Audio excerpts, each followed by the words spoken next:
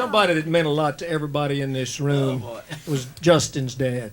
I remember when he first came to the Opry, I remember listening to him while I was still in Fort Worth on the radio, having to hold the wire so it would come in louder, and hearing him sing on the Opry in late 42 and early 43. Wasn't he the first person to use an electric guitar on the Opry? As far as I know, he was.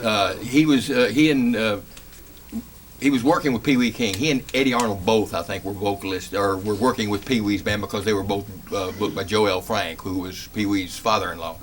And but the story that Daddy told me, and that I've heard him repeat before, is that Judge Hay didn't like the electric guitar, and he said, "Well, Judge Hay," he said, "I'm doing that so they'll sound like my records." And the judge said, "Well, we're not too much interested in records around here." The Opry was the big thing, and the radio show, you know. But anyway, he let him use it, and he later came to him and said, "Well, you were right. It does make it better for you." So, but the story goes, and I think Ronnie brought this out in the book, that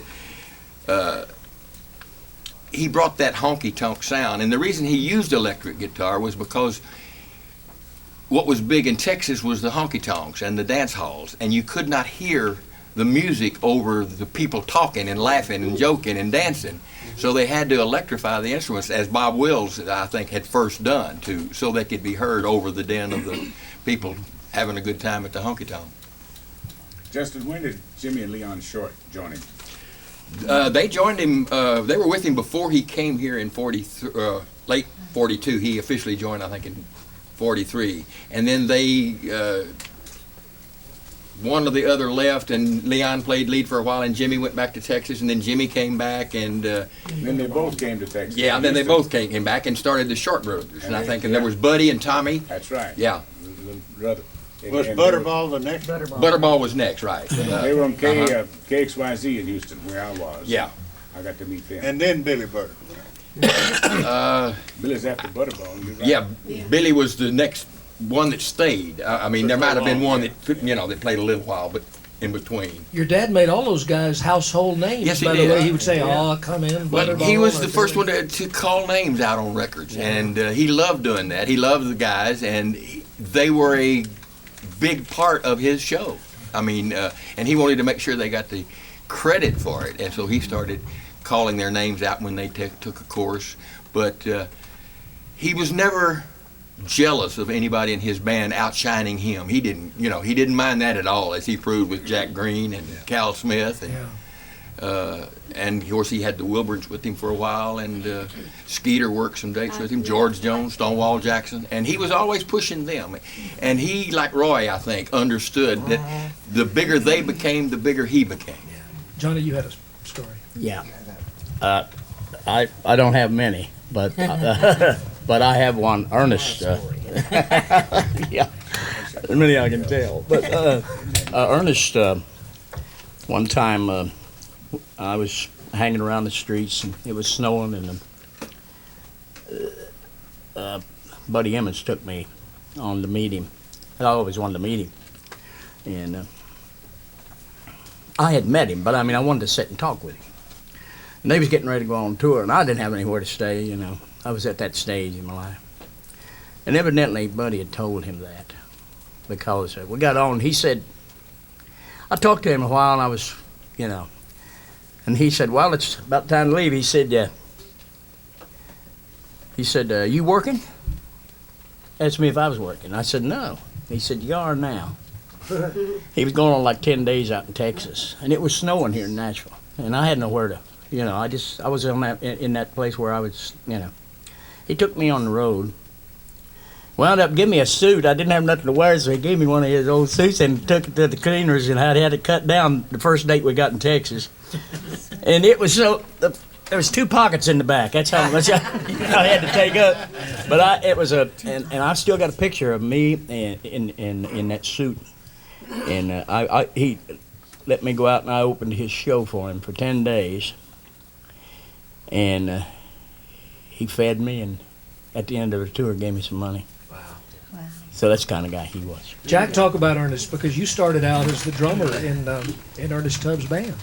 Well, we just the other night we were telling road stories about E.T. and so many people have been influenced by Ernest and also helped by Ernest. So many people like Stonewall Jackson and all the guys that he took on the road. He would always take other people out and give them part of his money and give them motel rooms and a place to go and a ride. And like you said, he even gave him his clothes sometimes. But Ernest was probably the most important instrument on the Grand Ole Opry that kept it going and give new people a chance to be heard. Cal Smith and myself and many other people are examples of that. And but he was the kindest, most giving man I've ever met in my life. And he knew how to pick a good song, and he knew what the folks liked. And one night we were sitting on the bus in Detroit, Michigan. It was an afternoon.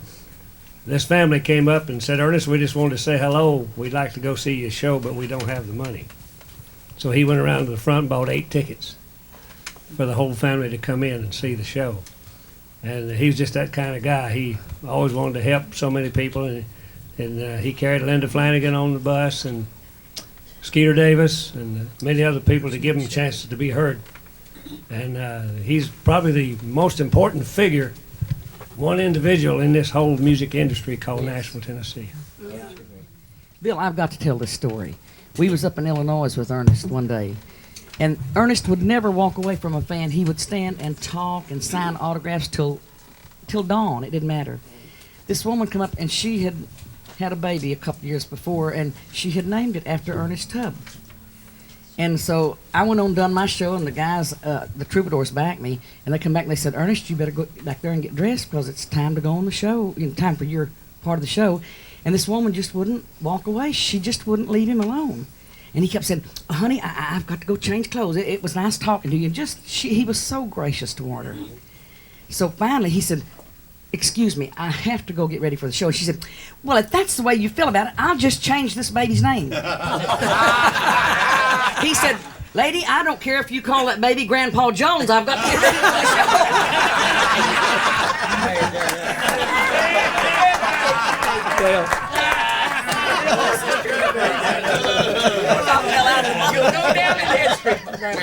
Yeah, Bill, he was so great to all of us that was in the business. 1966, that year, and we had the disc jockey convention, in October, right? That's what. So I had 2 records out that year. That was "Girl on the Billboard," "Doodle Doo Doo Doo," Yeah. and "Bell to Southern Belle," "Doo Doo Doo Doo Doo Doo Doo," right? So me and him and Justin was standing back at the old trailer, or whatever that had wheels on it anyway. They pulled in there for a stage down here at this auditorium, and we all had 30 seconds. Remember, you got to do one verse or a chorus of your hit song. And I said, "Man, I don't know what to do." And I stand by Ernest, and he said, "Son, just walk up there and go do do do do do do whatever you do and walk off." Bill, I'll swear he did. I went up there and I went, "Folks, I'd like to do a medley of my hits. Doodle doo doo doo doodle doo doo doo," and walked off, and the whole place stood up.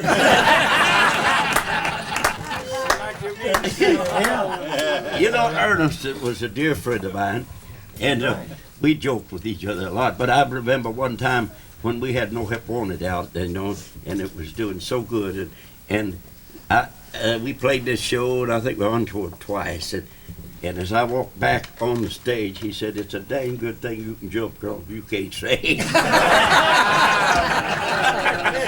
He told me something similar to that one night. We'd been on the show, and our part of the show had gone over pretty good, and I walked off. Ernest was standing in the wings. He put his hand on my shoulder. He said, "Anderson, you sell nothing better than anybody I've ever seen." Hey, Jack, you were saying what a compassionate, kind man Ernest Tubb was. He kicked you off the bus one night. That was the other Ernest. Oh, you and Cal Smith, right? Yeah, Cal and I both got off the same night. What had you done? By request. By request, yeah. And also, there's something great come out of that. Ernest had those times, I don't know, it was certain cities we'd go to that he had to get in the bottle. I don't know whether it was bad memories or whatever it was, but we could tell on it because we went to Washington, D.C., he was on one. And this particular night, we had 3 days to do, and the first night, the Troubadours did their first set, and we extended it a little bit and took a break, and then we went back and did another set, and extended that one a little bit and took a break, and went back and did another set. And so Jack Drake said, well, boys, it's over. Let's go back home. So we got in the bus going back to the house, and Cal Smith had had an altercation with Ernest on the bus before we pulled out. I never did know what it was about because I was loading my drums up. But I heard Cal say, son, you don't slap me. I ain't gonna go for that. And so he got in the car with somebody else and went to the airport. And so we were riding down through Virginia, and Ernest come up and sat down beside me and on the outside seat where I couldn't get out. And he said, son, I want to talk to you about your problems. And I did have a lot of problems. I had wife problems, I had money problems, and I had kid problems and everything else. But being on the road 300 days a year and trying to support a family back home and put kids through school is a little tough.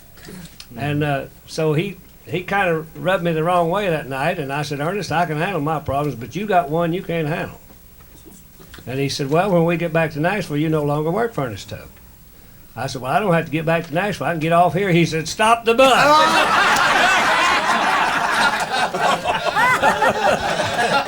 So I got off of the bus, and it was a 2-lane highway down through Virginia. And I started walking. I still had on my rhinestone suit. The brown ones with the red in it, and the bell bottoms and the white boots and all that. Can you see that walking down through the hills of Virginia? Anyway, the bus kept running along beside me. You know, Johnny Wiggins kept saying, get back on, Jack. It's all right. Get back on. I said, no, I'm through. And so they kept telling me to get back on. Well, I found out later they had a $100 bet with Ernest that I would not get back on. And he bet him $100 that I would. Well, I didn't know about that. But anyway, I got to the next town. I walked to the next town, which was about 18 or 19 miles. And there was a little all-night diner there called the Blue something diner. And so I went in there and asked the lady, I said, is there a bus goes by here? She said, yeah, it comes by at 6 o'clock in the morning. I said, good. If you don't mind, I'll just drink coffee till they get here. So, and it was about midnight then. So I waited, and the bus finally pulled up, and I got up there and asked the guy how much it was to Nashville, and he said $25. And I said, I've only got 15. I said, can you get me to Knoxville? And about that time, somebody slapped me in the back of the head and said, I'll loan you $10. It was Cal.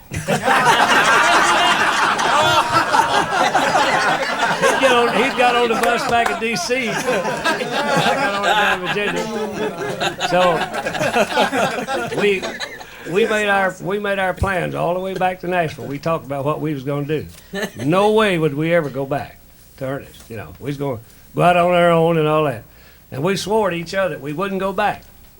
Well, we got to Nashville. He called us and said, come down, and we told him we wasn't going to go back. Anyway, he said, well, just come down, we'll talk about it. Do the Opry with me, and we'll talk about it. So, okay, we went down, and we did the Opry, and we never did talk about it. We stayed 3 more years. Well, the greatest thing that came out of it is Ernest told us he'd never take another drop. And he told me years and years later that on the way home from the Opry one night, he stopped and bought a 6-pack on the way home, but he never opened it. So he won, and all the things that went through to bring that story true. And me and Cal got out on our own, and well, we stayed a little bit while longer, but he helped both of us start our careers, and encouraged us all the way through, and made sure that the Opry took care of us, and all that. And but the most important thing that came out of it, he said, boys, if you'll come back, I'll never take another drop. And so that was the best thing that ever happened out of all of that. Yeah. Skeeter, you've got dozens of Ernest Tubb stories, I'm sure. Well, it goes right along with that because this was right before that, and I was on the road with him, and the bus broke, and so we had to get out and get in cars. Yeah. So it was Johnny Johnson and Johnny Johnson and Jack Drake, Mm-hmm. excuse me, And then in the other car, it was Billy Bird and me and Ernest, because they had the big bass, that had to go in the car too. Doghouse. And, yeah, and there we were on this highway, and Ernest was drinking. And again, like the Bill Carlisle thing with that, I was always so frightened for that side, not ever having drank and everything. So anyway, I was getting really nervous in the back, and so Billy could see that I was nervous, and so because Ernest wanted to drive, he wanted to drive all of a sudden. He was so aggravated, I guess, because the bus broke, and everywhere we had to get in cars and get to the show on time and everything. So he was getting anxious trying to drive, but he had been drinking, so I was getting real alarmed in the back. So Billy kind of gave me a motion that he was going to stop and for me to get out. So Billy pulled over, and we both got out. And E.T. just got over and just started driving like you wouldn't believe it. And I said, well, what are we going to do? There we were on the highway up in Canada, and I never wore high heels after that. I used to wear high heels all the time. I never wore high heels since that day. That's why now you girls know I'm always wearing my little flat shoes, But anyway, we there we were, and I kept saying, I started crying and praying, and God keep him safe, and I didn't know where I wanted God to turn him around or send them boys back. I didn't know what to pray for. And main thing was for safety. Anyway, Billy said, well, Skeeter, they'll come back after us. I said, how will they know he left us? He said, because he'll pass them. Driving like that, he'll pass them. And that is what happened. And then that night we got there, and it was all the times I worked with Ernest. It was the only time that he'd had too much to drink.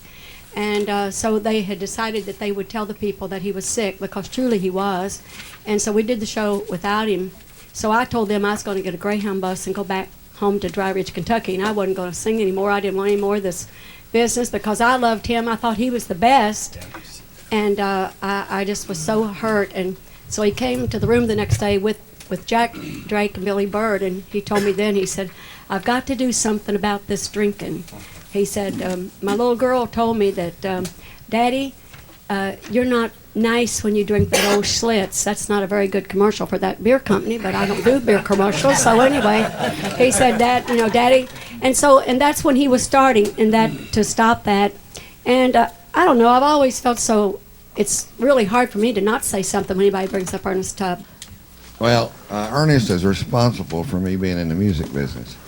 When I was growing up over in western North Carolina, about 2 miles from our farm was a service station and general store, and they put in a jukebox. Well, one of those Wurlitzers played the 78s, and all the bubbles going around. I said, boy, we've hit the big time now.